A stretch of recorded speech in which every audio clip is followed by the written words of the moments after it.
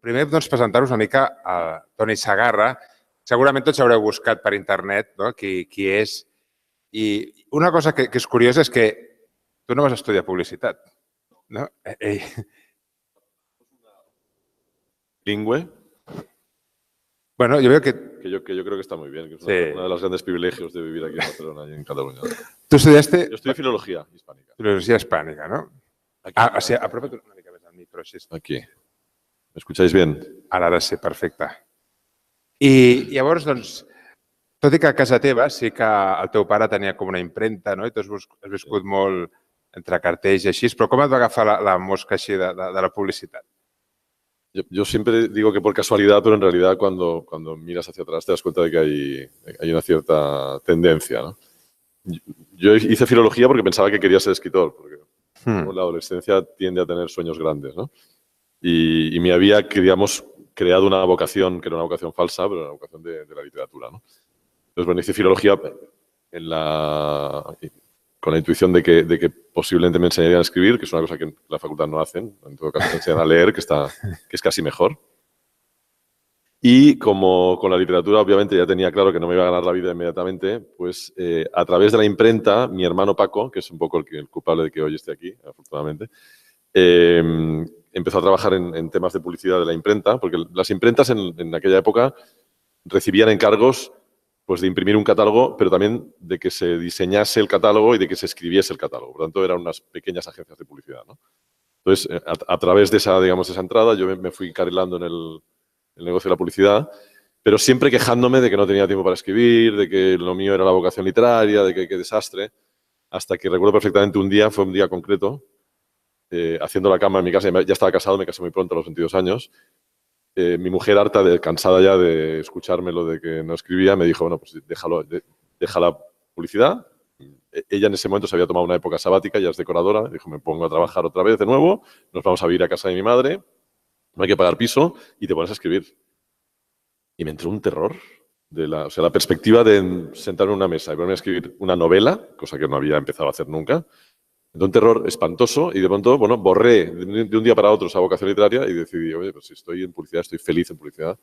Y ya a partir de ese momento decidí que era publicitario, vocacional, y la verdad es que fue un momento de gran alivio, bueno, y fue un poco así, entonces ya siguiendo. Y ahí me empecé a dar cuenta de que buena parte de mi formación desde pequeño había sido publicitaria, ¿no? Nuestro padre traía tebeos a casa y entre los tebeos se colaba siempre una revista de diseño alemana, por ejemplo, a la que él estaba suscrito. Él era bastante publicitario de corazón también. Y bueno, digamos, entre los tebeos yo veía pósters húngaros y polacos maravillosos. Entonces te vas formando, digamos, en un oficio sin darte mucha cuenta, ¿no? ¿Cuál ha sido tu campaña publicitaria, la que estás más orgulloso de ella? La que dices esta... o que le tienes más cariño o así, como hijo... Nuestro trabajo es muy... ¿cómo decirlo? Muy anecdótico. Es decir, un anuncio es una... Yo siempre lo comparo con los fuegos artificiales. Es un pequeño cohetito que de pronto hace una luz muy bonita, ¡pum!, ya se acaba, ¿no? Entonces, es muy difícil. Hemos hecho... Y digo hemos hecho porque yo solo no he hecho nunca nada. Es decir, la publicidad es un trabajo de equipo y de equipo numeroso, ¿no? Entonces, hemos hecho cientos y cientos y cientos de anuncios a lo largo de 30 años de carrera, ¿no? Entonces, es muy difícil elegir uno porque ninguno en realidad tiene una gran importancia. Cuando me hacen esta pregunta, y me la hacen siempre, lo que suelo contestar es, o lo que contesto, es que yo me siento orgulloso de aquellas marcas para las que he trabajado mucho tiempo. He trabajado mucho tiempo para IKEA, casi 20 años. Llevo trabajando 20 y tantos años para BMW, o para Evax, para las compresas, y para Tampax. He trabajado muchos años para Vodafone. Ahora llevo muchos años trabajando, 7 u 8 años seguidos para el Banco Sabadell. Entonces, me interesa, digamos, que se me juzgue por cómo hemos sido capaces de construir un cierto discurso, una cierta, me gusta llamarlo conversación, ¿no?, entre esa marca y la audiencia, ¿no? Entonces, pues eso, me interesan esas marcas con las que hemos trabajado años. Y estoy seguro que todos los que estamos aquí, ¿no?, pues cuando he dicho estas marcas, todo IKEA, la República Independiente, ese Hospitalet así dividido por el medio, ¿no? Sí. Barcelona, no puedes ir de una banda a la otra, ¿no? Y todas estas cosas, ¿no? Otra cosa que es, debes tener una casa muy grande o un Blue Spice de estos, ¿no? Porque, claro, es que te han dado tantos premios, ¿no? No, se queda en la agencia, que las agencias son grandes. Los premios no son míos. Y bien, ¿no? Pues bueno, ahora pasaremos ya más a preguntas así de las nuestras. Tenemos aquí una lista bastante larga. Y luego también daremos la posibilidad de que hagáis pues, preguntas, ¿no? Y bueno, había una primera que és, tu quina diferència creus que hi ha entre l'Església i qualsevol empresa a l'hora de fer una campanya de publicitat? Hi ha alguna cosa especial o...? Es que, vamos, yo haría la pregunta al revés, es decir, si existe algún parecido, ¿no? Más que son entidades absolutamente o radicalmente distintas, radicalmente casi en el sentido etimológico del término, es decir, desde la raíz, ¿no? Yo creo que la religión claro, tiene que ver con una manera de estar en el mundo, de existir, es una explicación del mundo también. Y una marca lo que pretende es... yo siempre entiendo que una marca pretende mejorar un poquito el mundo, porque si no, no existiría, pero a partir de la venta de un producto o de un servicio.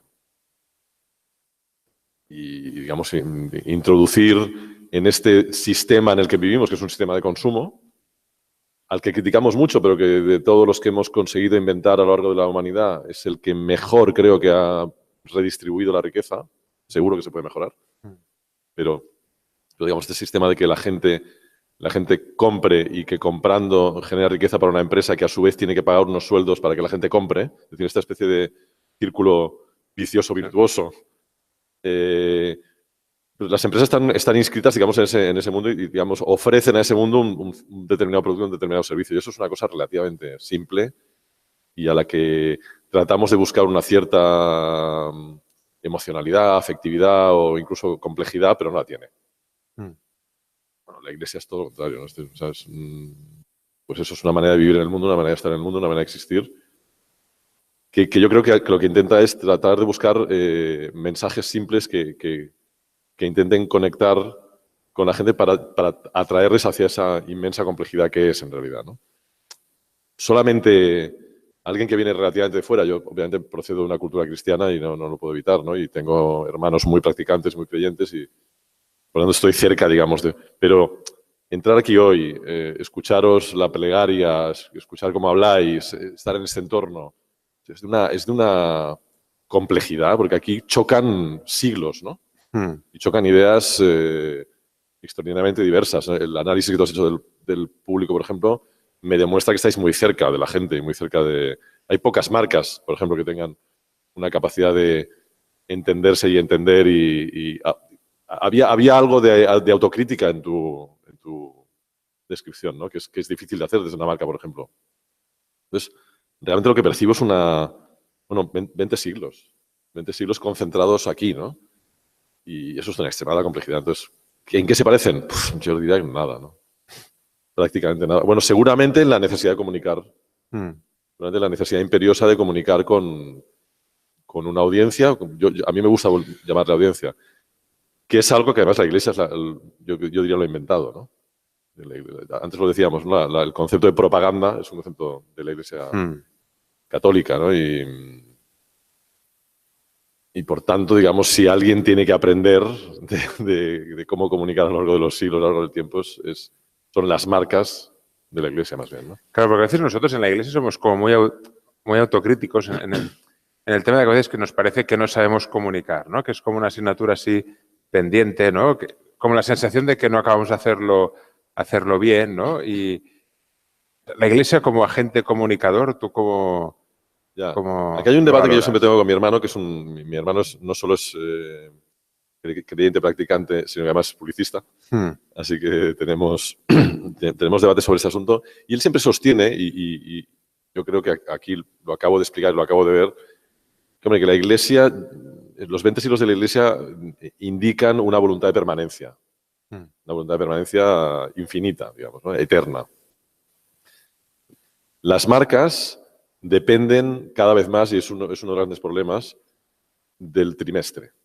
Digamos, yo creo que estamos hablando del largo plazo, más largo plazo que existe en el mundo, que es posiblemente de la Iglesia, el de la fe, frente al corto plazo más espantoso, que es el de la bolsa. El de cada día mi acción o mi compañía puede desaparecer hoy más que nunca, pues por un accidente, estamos viendo, por ejemplo, yo trabajo para Tous.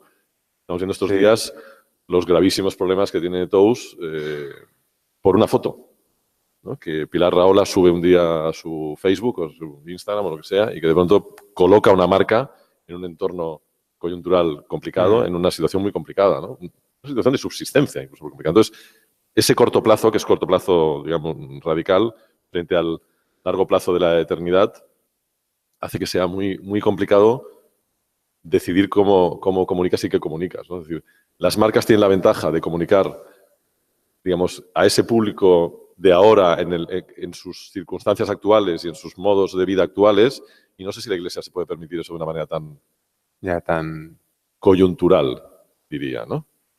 Está claro que tenéis que hablar con esa gente y está claro que procuráis conocerlos y me parece que queda claro que los conocéis, pero al mismo tiempo el mensaje que trasladáis no es efímero, ni es coyuntural, ni es de hoy, ¿no? Eso implica una decisión que es ¿qué hago? ¿Explico lo que él quiere escuchar ahora y lo que él siente ahora él o ella en el mundo en el que vive, o explico lo que soy y lo que siempre he sido, ¿no? Y veremos si eso encaja o no encaja, ¿no? Es un debate para el que yo no tengo respuesta. Nadie me ha hecho el encargo, pero habría que pensarlo mucho. Y seguramente habría que establecer una combinación de ambos mientras ambos no sean antitéticos, no sean contradictorios, ¿no? Y es difícil hacer eso. Yo advierto que no voy a dar ninguna... O sea, me habéis convocado aquí como para que dé consejos y me temo que el tema es de una complejidad que a mí no me permite dar ninguna solución. En todo caso, no sé si vosotros, que sois mucho más listos, sacaréis algo de lo que yo pueda decir, pero esto es muy complicado. Cuando me mandasteis las preguntas al correo, pensé, bueno, yo de esto no sé qué decir, francamente. Entonces, espero que del análisis de lo que diga os salga algo. Seguro. Nosotros, digamos... Agradezco mucho estar aquí. Nosotros también que estés aquí con nosotros, y yo creo que las caras de atención, ¿no? Que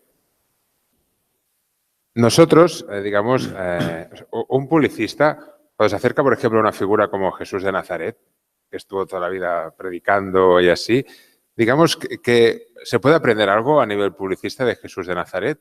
Sí, claro.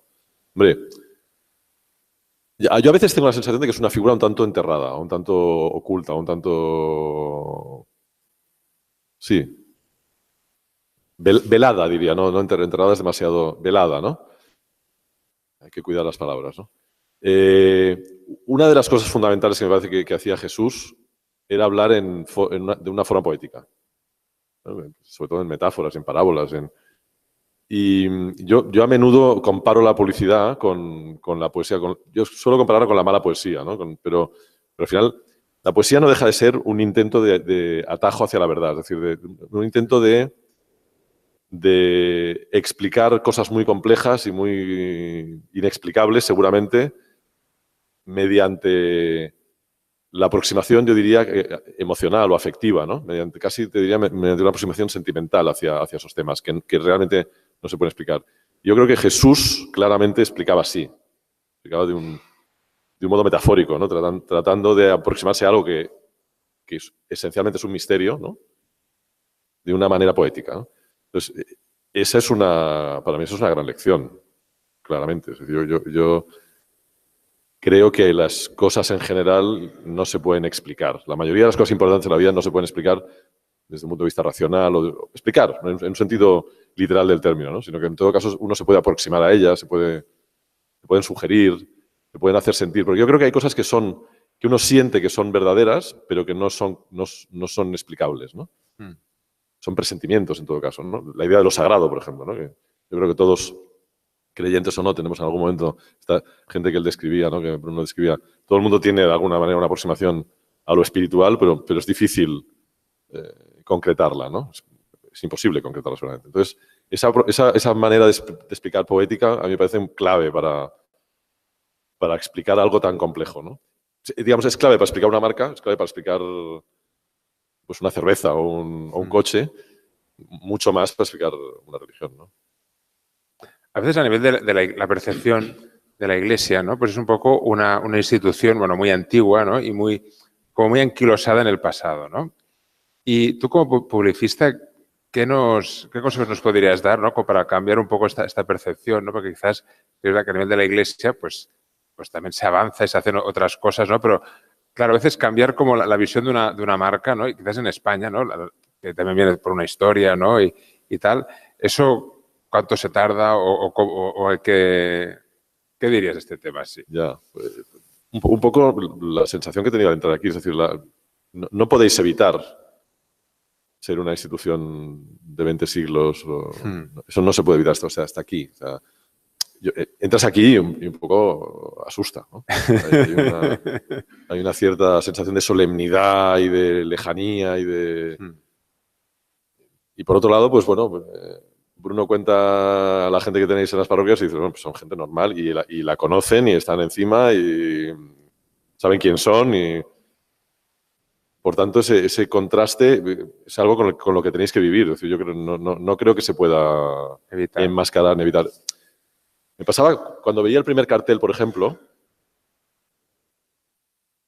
creo que eso es lo que no hay que hacer seguramente y creo que está hecho seguramente con la mejor intención del mundo, pero ese cartel te explica algo que luego al llegar aquí produce un cortocircuito, ¿no? Entonces, seguramente no tendríais que tratar como diría, de disfrazar o de ocultar lo que realmente la gente se va a encontrar en cuanto profundice, ¿no? Que es una institución antigua, pero actual. Es decir, ¿por qué permanece? ¿No? Permanece porque siempre ha sido capaz de adaptarse a los siglos, de adaptarse a la realidad, ¿no? Por tanto, y porque, digamos, vive con un tiempo distinto al tiempo de... Ahora estábamos hablando, ¿no? Yo tengo 3 hijas y mis 3 hijas han vivido en redes sociales distintas con una diferencia de edad muy, muy escasa, ¿no? Messenger, Facebook, ahora Snapchat, Instagram, en 10 años, ¿no?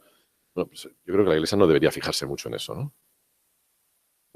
Pero en cambio, ¿qué hay detrás de eso? Bueno, hay la necesidad humana de explicarnos, eso estaba explicando, ¿no? Detrás de un álbum de fotos o del vídeo de la boda, que es lo que explicábamos en mi época, hace 30 años, cuando alguien venía a casa, hay la misma pulsión, la misma necesidad vital de comunicarse y de explicarnos y de explicar nuestra vida que hay hoy en Instagram o que hay hoy en Facebook, ¿no? Es decir, yo creo que la Iglesia es más eso, ¿no? Es más lo que subyace, lo que está en Shakespeare, ¿no?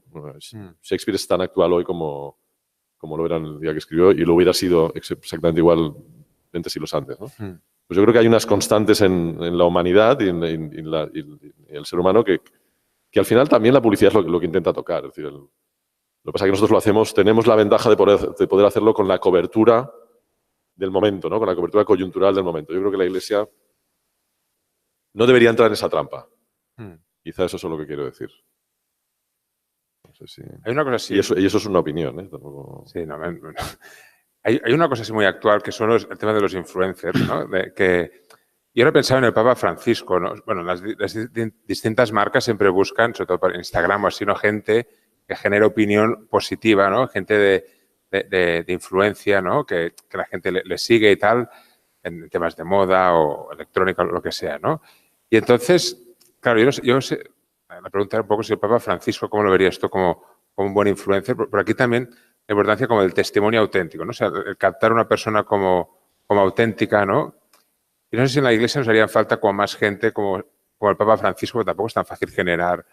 O sea, el Papa tiene mucha cobertura, ¿no? Pero también otras personas con más testimonio y que mostrarán como la autenticidad, porque en el fondo el Evangelio te transmite a través de una autenticidad. O sea, no es vender, o sea, no hacer un engaño, como nos decías, ¿no? Sino una autenticidad, ¿no? Hombre, es verdad que el Papa Francisco es un extraordinario comunicador de la Iglesia, o por lo menos para mí, que la vivo desde una cierta distancia, me ha acercado, ¿no? Es claramente un personaje que al que está fuera le acerca. Sobre todo, también yo creo que en contraste con personajes más serios, más sesudos, más teológicos, más filosóficos o más intelectuales, de algún modo, ¿no? Como los papas anteriores. Quizá Juan Pablo II tenía también este carácter más cercano, ¿no? Pero Francisco... desde el mero hecho yo no puedo evitar contemplarlo desde el punto de vista publicitario, ¿no? Pero, y a lo mejor digo cosas que no son correctas o que incluso ofenden, ¿no? Pero la mera elección de su marca, y entiendo que no es una elección de una marca, pero tiene componentes de elección. Es decir, la mera elección de Francisco como marca sorprende por muchas cosas, ¿no? Sorprende para empezar porque no se haya utilizado antes, ¿no? Que sea el primer papa que elige lo que seguramente es la marca más cercana del catolicismo, del cristianismo, ¿no? La marca de un santo, digamos, que incluso el que no es o no está nada cerca del catolicismo puede entender como verdadero, como próximo, como elogiable. Que la Iglesia nunca haya utilizado esa marca me parece sorprendente. Y que él haya sido tan inteligente como para decir esto me va a explicar muy bien, es decir, esto va a explicar muy bien lo que yo voy a hacer, y que luego haya actuado en consecuencia, ¿no? Yo creo que es un papa que ha elegido un concepto. Yo creo que Francisco, más allá de una marca, es también un concepto, una manera de entender. Porque, claro, la otra es, cuando hablamos de catolicismo de iglesia, ¿de qué hablamos? ¿No? Yo recuerdo que una vez, la gente del Corte Inglés, una vez que tuvimos una reunión, yo les decía, no, pero el Corte Inglés, y ellos me decían, vamos a ver, ¿tú me podrías explicar qué es el Corte Inglés? O sea, ¿tú crees que el Corte Inglés de Córdoba se parece a algo? O sea, el Corte Inglés de la Diagonal se parece a algo al Corte Inglés de Cornellá, por ejemplo. Y de pronto uno tiene la conciencia de que es verdad, que marcas que son tan grandes y tan inmensas, que ocupan tanto espacio porque no son definibles, porque llegan a mucha gente muy distinta, y por lo tanto esa capacidad de adaptarse a mucha gente hace que sean completamente indefinibles. En cambio, Francisco, digamos, explora una faceta de la Iglesia. Y es verdad que esa faceta seguramente es la que está más cerca de una pulsión contemporánea, ¿no? Natural, que tiene que ver con una cercanía, con una cierta, digamos, cierto atractivo de la pobreza, de los excluidos, ¿no? Yo creo que la Iglesia lo ha tenido siempre, pero seguramente no ha sido capaz de comunicarlo, como tú decías, de manera auténtica o general, ¿no? Y claro, él lo está sabiendo hacer, ¿no? Una cierta sobriedad en los gestos y en una cierta capacidad de compasión, de caridad. Y luego, algo que a mí me parece asombroso, ¿no? Que es que en realidad si uno... Mi trabajo con las marcas siempre consiste en tratar de conceptualizarlas, ¿no? Es decir, que es simplificarlas de algún modo. Es decir, esta marca, ¿qué concepto podría explicar esta marca de una manera sencilla? Porque al final lo que tenemos que hacer es contarlas en 20 segundos o en un tweet, ¿no? Yo diría que si algún concepto resume la Iglesia sería el amor, ¿no? De hecho, en la plegaria que habéis hecho habláis de eso, ¿no? Y aparte hay un mandamiento por encima de todos, ¿no? Bueno, ese concepto, digamos, es el concepto universal. Es decir, todo el mundo hoy hablaría de él o sea, que querría afiliarse o acercarse a una idea de amor entre todos, entendido de una manera muy amplia, ¿no? Y sin embargo, yo creo que no acaba de estar relacionado con la Iglesia de una manera correcta. Y sí, en cambio, Francisco es capaz de transmitirlo, ¿no? Por lo tanto, sí es verdad que hay una serie de lecciones que se pueden aprender de él. Yo creo que es un extraordinario comunicador, seguramente intuitivo, pero lo es. Y bueno, sus gestos, ¿no? Nada más empezar el gesto de llamar a los feligreses de Argentina. Yo creo que no voy a volver, ¿no? Esta idea de esta sencillez, ¿no? Es un extraordinario ejemplo, desde luego. Si tuviera que mencionar a un comunicador, a un ejemplo de comunicación en todos los aspectos de mi trabajo, de los últimos 10-15 años, seguramente mencionaría a Francisco como probablemente el mejor. Sí, quizás también porque ha pasado como de una iglesia a veces como más reactiva, ¿no? O sea, siempre como en contra de algo, o solo hablando cuando... por aquí no vamos bien, a llevar él como la iniciativa en la comunicación, porque Francisco va sacando iniciativas, o sea, que nunca va como a rebufo de otras iniciativas, ¿no? Sino que él lidera y abre nuevos caminos que son muy evangélicos, o sea, que son muy de la Iglesia, ¿no? Y se ha creado una cierta, a lo mejor soy yo solamente el que lo ve, bueno, yo creo que no soy solo yo, pero a lo mejor se ve desde fuera, ha creado una cierta sensación de ir contra otra iglesia. O sea, se habla, ¿no?, de la curia, hay como una especie, como otra iglesia relativamente siniestra, relativamente negativa, que antes yo creo que lo ocupaba todo. Yo creo que la presencia de Francisco abre como escenario, es decir, no, es que hay más iglesias que la iglesia criticable o caricaturizable o ¿no? Esa especie de sensación un tanto, igual utilizo una palabra excesiva, pero como mafiosa o como, ¿no? Hay una iglesia oscura, ¿no?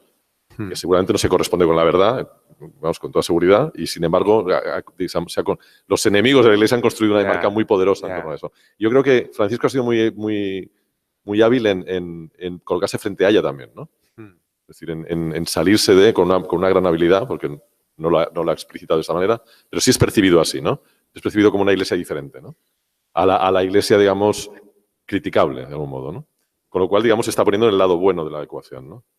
Y luego también yo creo que es un hombre que también, por ejemplo, saca expresiones que se entienden muy... O sea, sacerdotes con olor a oveja, ¿no? O sea, o él se inventa muchas expresiones de estas.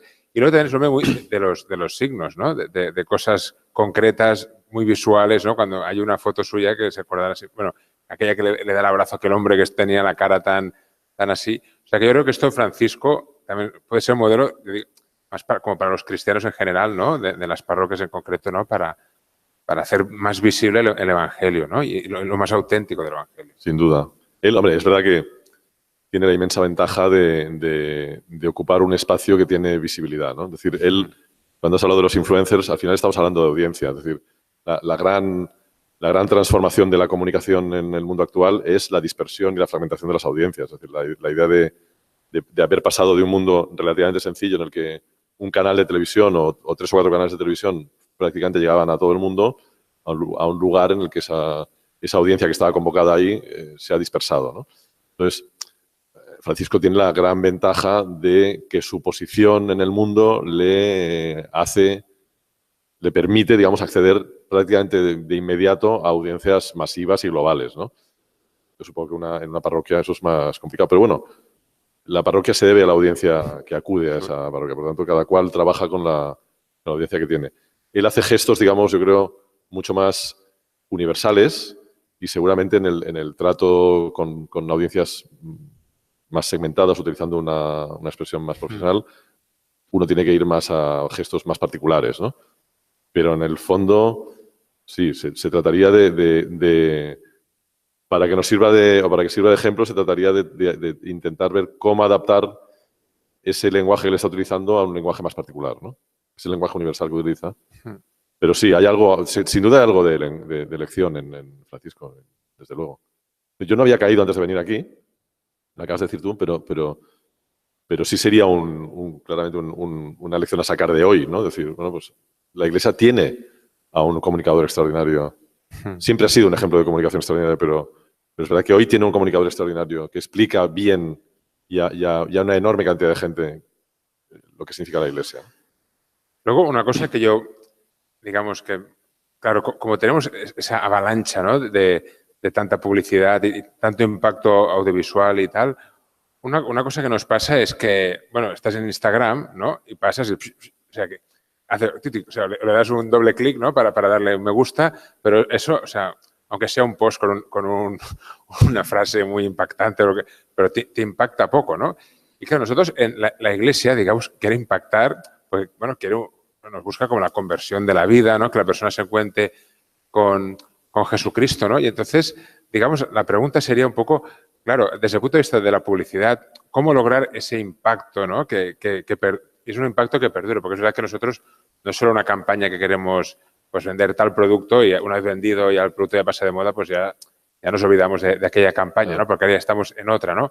Aquí, yo no sé si, como lo que decías antes del diálogo con las empresas, ¿no? Con las marcas, si aquí se podía aprender también algo bueno, para que sea una cosa que perdure y que sea una historia que te acompaña, ¿no?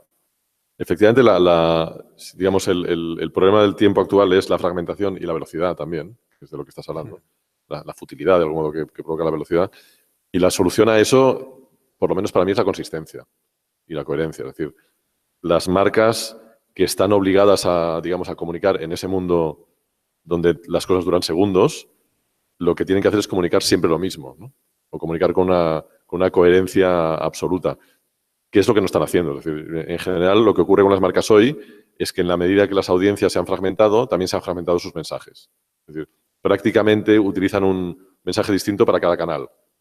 Y en el momento en que hay 40 canales, pues hay 40 mensajes, ¿no? Y eso hace que con la dispersión de la audiencia se dispersa el mensaje de las marcas, ¿no? Ese es uno de los grandes problemas de la comunicación de marcas hoy, ¿no?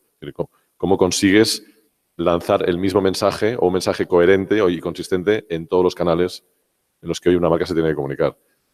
Yo creo que en eso la Iglesia es relativamente ejemplar por lo que he dicho antes, es decir, porque es una institución que piensa y ha pensado siempre en el largo plazo, ¿no? Es decir, una institución que piensa en la eternidad, ya el máximo largo plazo posible, ¿no? Y las marcas en general son tan deudoras del corto plazo, sobre todo porque son, digamos, instituciones muy regidas por lo financiero, que al final les cuesta mucho esa idea de yo he sido siempre esto y quiero ser siempre esto, ¿no?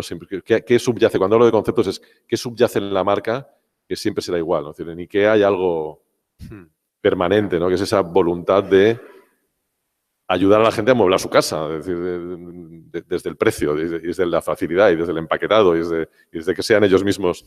Hay un acuerdo tácito entre la gente e IKEA para que se consiga un beneficio que es, bueno, pues hoy, si quieres, tú puedes tener más o menos bien decorada tu casa o más o menos bien amueblada tu casa por un precio muy razonable, ¿no? Digamos, esa que en el fondo no deja de ser casi diría una ayuda, ¿no?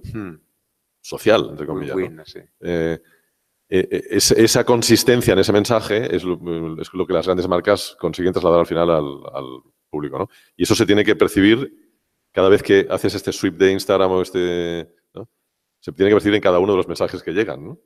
Por distintos que sean, y necesariamente tienen que ser distintos, tiene que subyacer un mensaje consistente, un mensaje que sea siempre el mismo. Pero yo creo que en eso vosotros sois particularmente consistentes, ¿no? Otra cosa es que la capacidad de conectar con lo momentáneo, con lo circunstancial. Pero yo cada vez me doy más cuenta, o sea, insisto que me ha pasado hoy al oíros cantar, ¿no? Cada vez me doy más cuenta de que es inevitable enfrentarse a una iglesia que asusta. Y por tanto, o que distancia, o que separa. Y por tanto, eso yo creo que no lo debería esconder. No deberíais esconder. Más bien al contrario, a lo mejor lo tenéis que enseñar. Es decir, que es verdad que estamos aquí, es verdad que tenemos esto, pero es que esto es actual, seguramente, ¿no? Esto también siempre ha formado parte de la vida, ¿no? Porque de lo contrario, lo que parece es que estáis tratando de disfrazaros, ¿no? Yeah. Yo creo que el cartel del principio muestra, a pesar de que muestra la verdad, es decir, que digamos, seguro que los jóvenes de las parroquias son esos jóvenes, lo que uno se encontrará después dentro de la experiencia del día a día va a ser un día va a venir al seminario, otro día va a entrar a una iglesia. Y eso se corresponde con estéticas y con modelos, digamos, conceptuales que no tienen que ver con hoy, tienen que ver con toda con la eternidad, ¿no? Y no creo que eso se tenga que esconder, porque eso va a aparecer. Y yo creo que las marcas que comunican bien son aquellas marcas que no ocultan la verdad. Otra cosa es que pongas el perfil bueno, ¿no? Y otra cosa es que, como todos hacemos en nuestros perfiles de Facebook, que tratemos de mostrar el lado, o en los álbumes de fotos, mostrar el lado positivo de nuestra vida y no el negativo. Pero tiene que ser verdad. Porque si no es verdad, se descubre, ¿no? Ya.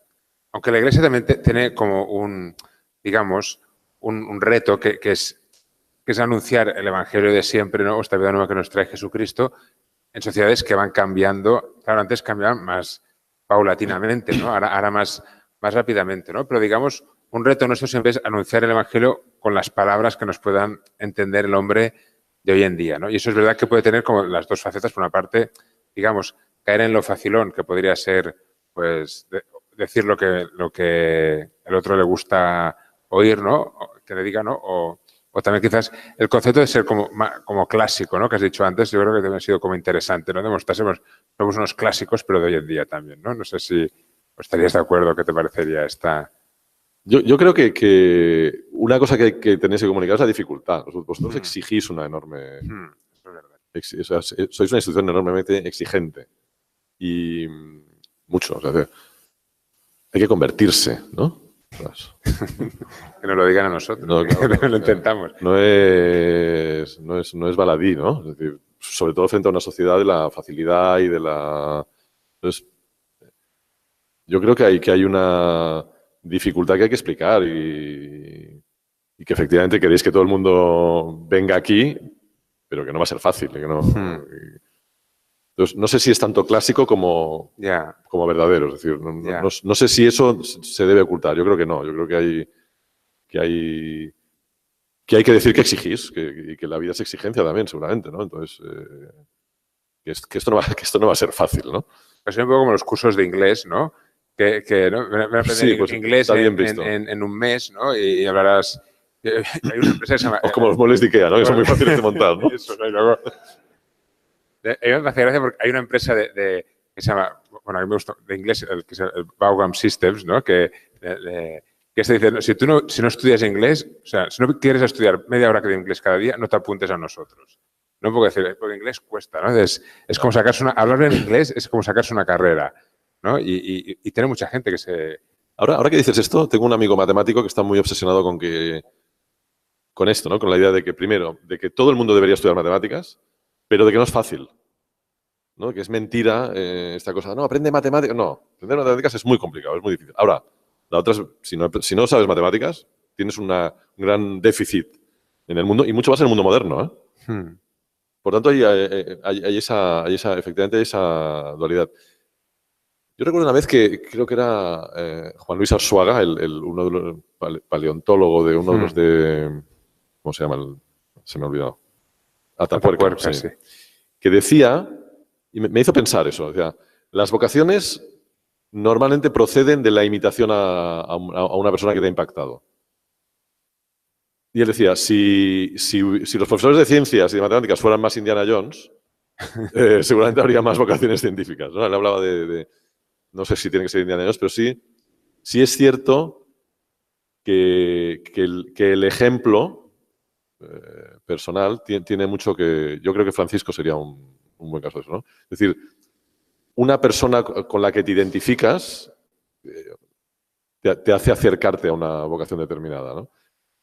Yo creo que eso ocurriría en los matemáticos y seguramente podría ocurrir también en la Iglesia, ¿no? Has hecho una cosa muy importante porque, de hecho, la conversión en la Iglesia no es tanto... O sea, nunca ha sido por carteles o, por ejemplo, campañas de vocación para hacerse cura. Nadie se hace cura por un cartel, claro. O sea, por una campaña que esté súper bien hecha, aunque pueda ayudar a plantear la pregunta y tal, ¿no? Sino que, sobre todo, en el caso de la Iglesia, la mejor propaganda han sido los cristianos auténticos, ¿no? Cuando tú te encuentras una persona pues, que encarna esa misericordia, que encarna esa ternura, esa vida nueva, ¿no? Que nos trae Jesucristo, y ahí es donde eso, o sea, es como el mejor anuncio, ¿no? Un cristiano de verdad, ¿no? Y eso es lo que ha traído pues la conversión de las personas y el acercarse a la Iglesia, sobre todo ha sido gracias a estos testigos, ¿no? Que, sobre todo, por ejemplo, los santos, ¿no? Cuando hablamos de los santos, ha sido gente que ha impactado mucho precisamente por su vida.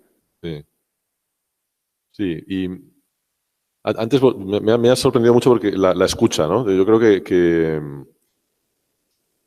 en este momento digamos, yo diría, no tanto de transición como de revolución de los medios y de fragmentación de audiencias del que hablamos, yo últimamente lo que les digo a las marcas, a las compañías, a los anunciantes, es que tienen que cambiar su cultura interna de una cultura que se ha acostumbrado a decir lo que les interesaba decir, porque tenían un inmenso megáfono, que todavía tienen, pero la televisión todavía relativamente funciona, pero tenían un inmenso megáfono que les permitía que, aunque te escondieses debajo de la mesa o en tu habitación, el mensaje llegase y, por lo tanto, por repetición y por insistencia, al final te trasladaban lo que ellos querían decir. En una sociedad en la que la audiencia elige dónde estar y elige a quién escuchar, es muy importante decir lo que la gente quiere escuchar. Y es una transformación copernicana para las marcas. De hecho, muchas de ellas van a morir porque no van a saber trasladarse de una cultura yo digo lo que yo quiero decir, a una cultura de voy a escuchar qué le interesa que le cuente a esta persona y a ver si yo tengo algo que le pueda decir en ese entorno.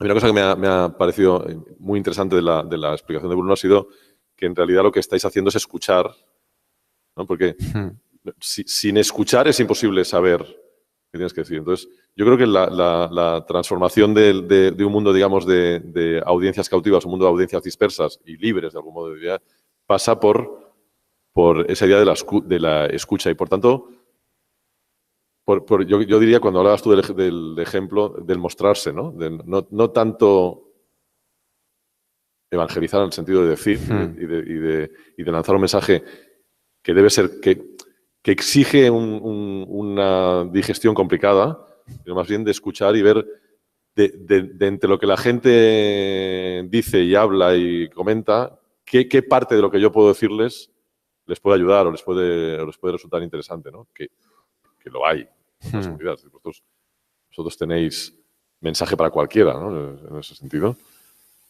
Porque yo creo que en muchos casos hacéis... Antes has dicho una cosa de Francisco que me parece muy interesante, que es la idea de que la Iglesia muchas veces se ha puesto contra, ¿no? Yo lo veo en mi hermano, por ejemplo, que es muy integrista, y se enfada mucho, ¿no? con nosotros. Y yo siempre digo, tengo la sensación de que esa no es una posición muy cristiana, ¿no?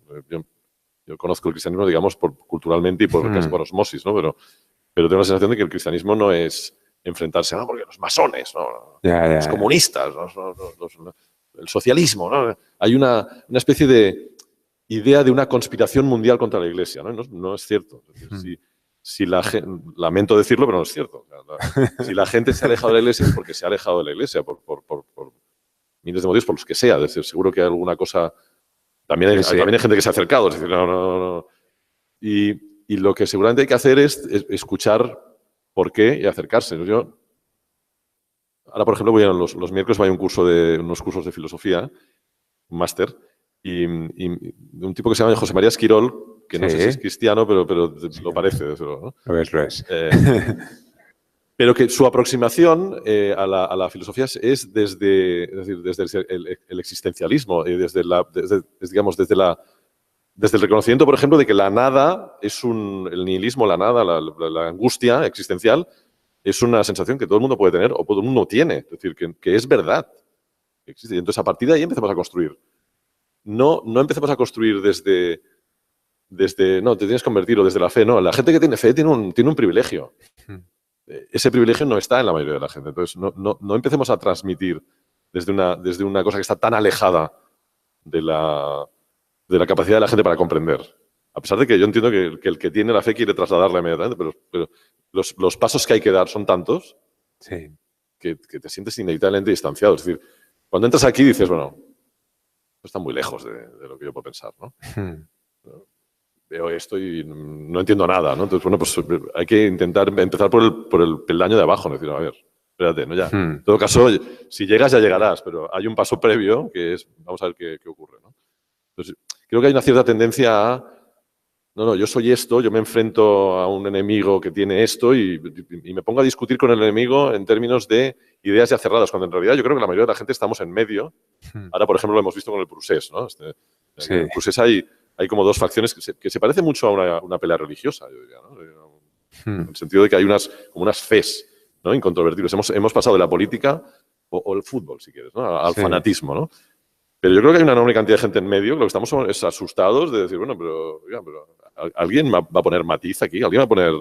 ¿No? ¿Se puede ser independentista pero menos? ¿O se puede ser nacionalista de España pero sin sacar la bandera? Es decir, ¿podemos no sacar banderas? ¿Podemos no pelearnos? ¿Podemos no enfadarnos? Parece que no. Entonces yo creo que la mayoría de la gente estamos, ¿no? En una especie de magma... podemos llamarlo relativista, podemos llamarlo de muchas maneras, pero no hay que despreciarlo porque es donde está la gente. Y la gente está ahí por alguna razón. No porque se hayan equivocado, se hayan descarriado, porque haya habido un lavado de cerebro de... Yo muchas veces cuando en Madrid, que voy mucho, me dicen, no, es que los independentistas están abducidos. No, mira, los independentistas son mi mujer y mi hija mayor. O sea, no les veo abducidos. Alguien les ha llevado para ahí, alguna cosa... Es decir, y muchas veces es un desprecio. O es algo tan emocional como un gesto como un insulto, ¿no? Como sentirse aislado, lejos, ¿no? Y esa lejanía, al final, es lo que hace que sea difícil entrar, ¿no? Yo creo. No sé si me he explicado. No, muy interesante, muy interesante. Yo quería hacerte una pregunta también, y ahora luego ya daremos el turno de palabra, porque si no, estoy aquí. Sí, además, puedo mirar que Antes has hablado de tus 3 hijas, ¿no? Y que han vivido como entre redes sociales diferentes, ¿no? Claro, una cosa difícil es cómo ponerse al día en estas cosas, porque claro... No se puede. Porque van apareciendo cosas, ¿no? Posibilidades nuevas, todo va cambiando, ¿no? Ahora, pues yo qué sé, pues se pasa al tema del vídeo, ¿no? La gente ya no quiere leer, ya quiere ver, ¿no? Y claro, ¿tú cómo lo haces tú? Yo he tomado una decisión voluntaria que es estar lo más alejado posible de eso. Es decir, yo no tengo Facebook, por ejemplo, no estoy en redes sociales. Es decir, yo procedo de una generación tan fuera de lo digital y he tenido siempre una cierta resistencia a involucrarme. Me he ido introduciendo, pero con una cierta resistencia. Recuerdo que hace 20 años, cuando empezó esto de Internet, contratamos a un tipo, Dani Blanco, al que yo le nombré, le dije, tú eres asesor presidencial para asuntos del nuevo milenio. Entonces yo cada vez que tengo una duda te voy a preguntar a ti, porque en aquella época yo contestaba los mails a mano. Me los imprimía a mi secretaria. La gente no lo sabía, luego se enfadaba. Tu secretaria lee tus mails. Sí. Y entonces ya me los imprimía y yo escribía la respuesta a mano y ella los pasaba como si lo estuviera haciendo yo, pero ya no quería tener ordenador ni... Entonces, este Dani Blanco estaba muy fascinado con esa posición. Y siempre me decía, tú que puedes, mantente alejado de la máquina. Porque eso te da una perspectiva que yo no tengo. Entonces, con el tiempo he vuelto mucho a eso y he pensado, bueno, pues ya que no voy a poder de un modo nativo, eso de los nativos digitales, de un modo genético, como viven mis hijas, vivir en ese mundo, creo que hay otra perspectiva muy interesante para entenderlo, que es verlo desde fuera, verlo desde lejos. Yo creo que hay una comprensión, porque al final inevitablemente tratas de entender conceptualmente qué hay ahí, ¿no? Y por lo tanto, digamos, lo ves de un punto de vista, no sé, más filosófico, si quieres decirlo, más desde fuera, ¿no? Más objetivo, ¿no? Es verdad que te cuesta entender determinadas cosas y te cuesta interactuar, es verdad, pero creo que entiendes lo esencial, ¿no? Eres capaz de ver, bueno, pues vale, pues esto de Facebook es el álbum de fotos, ¿no? Tampoco es muy distinto, ¿no? Esto de Instagram, pues al final es la misma pulsión, solo que potencializada hasta un extremo excesivo. Y también vas viendo pues que las redes van cayendo, ¿no? Y que las modas van pasando y que lo que queda al final son cosas bastante sustanciales y bastante de sustrato, ¿no? Y que eso no cambia tanto, no cambia tan velozmente, ¿no?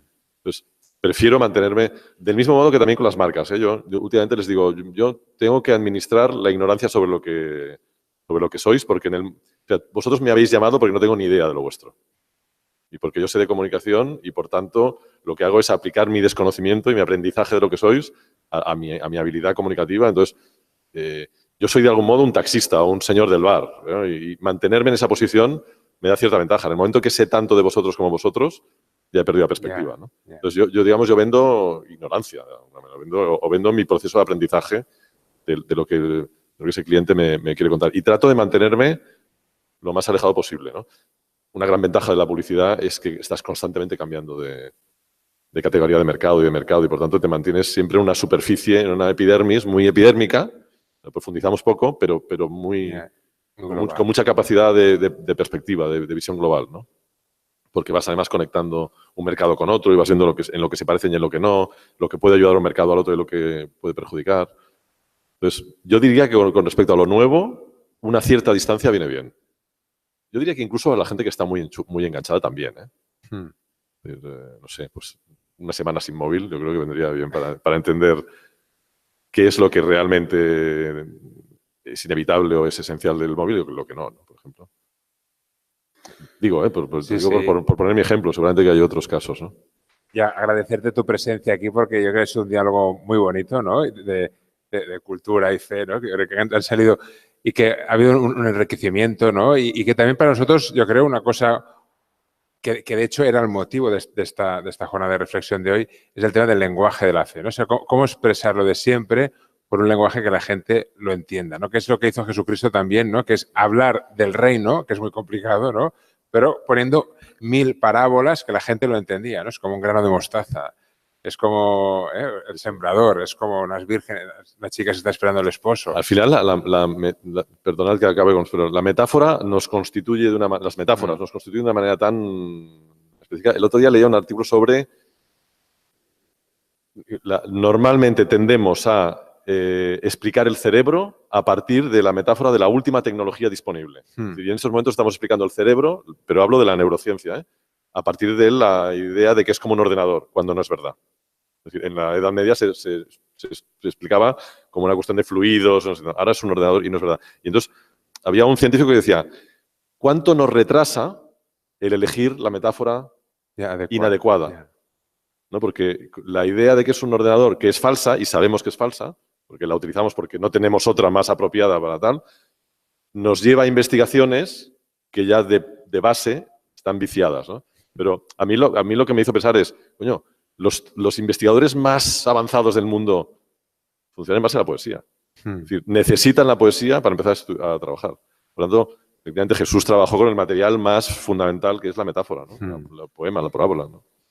Claro, muy bien, muchas gracias.